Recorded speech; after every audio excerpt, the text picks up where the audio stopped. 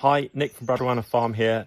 Before you receive your nuke, you need to make sure that all your beekeeping equipment is ready to receive them, because once they arrive, you need to start moving quickly to get them installed into their site. So in this first video, we're going to do a review of our hive equipment, make sure everything is ready to receive a nuke when it arrives.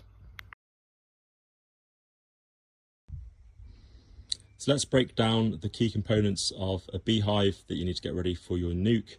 And firstly, just as an aside about beehives, there's lots of different types of beehives available on the market. And by that, I mean sizes and what we call sort of beekeeping systems. So this is a British national beehive. It is widely used in the UK.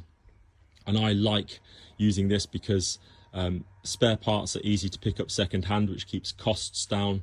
A lot of the nationals are made using cedar, which has a great longevity to it. So it means that second-hand gear is serviceable for a long time. You don't have to buy new all the time, and it gives a good amount of flexibility between sort of size and practicality for keeping bees and the costs. So it's a sort of a balanced thing.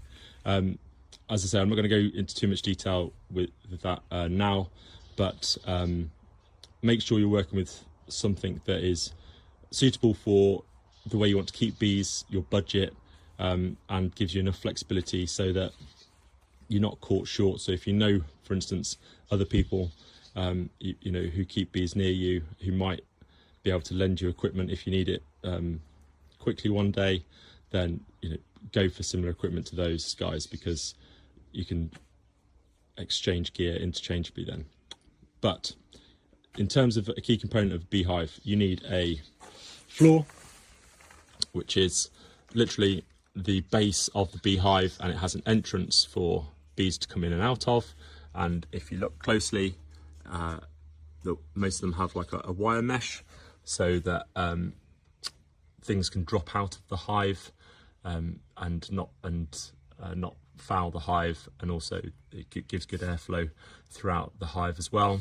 This is a brood box, so the first level is a slightly deeper box where typically where the queen is kept, and she lays the eggs in a deeper foundation frame in their brood foundation, and that's where the young bees are raised from eggs into larvae and into brood and hatch. Then in between there is a queen excluder. I'll show you that in a bit more detail shortly, which just stops the queen bee travelling from the brood into the supers. And the supers here, there's two supers here. These are slightly shallower boxes which contain frames, typically for honey stores, so the beekeeper can take those frames out and extract the honey later in the season. And then I'll show you inside.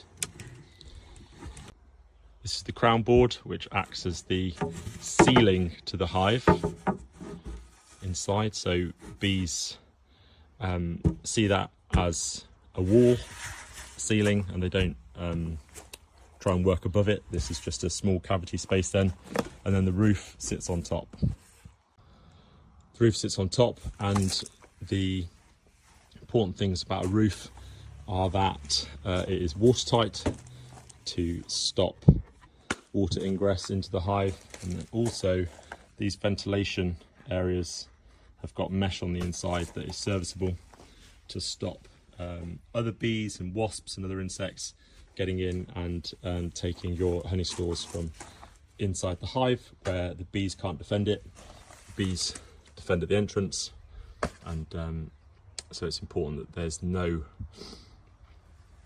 gaps here, and also everything else is flush as well. Obviously it's difficult with the queen excluder there, but that there's no holes around the rest of your hive as well, so that particularly wasps, but other bees will rob honey stores, so they can't get in either. So that's what we're looking for from our hive. I'll show you the components individually as well.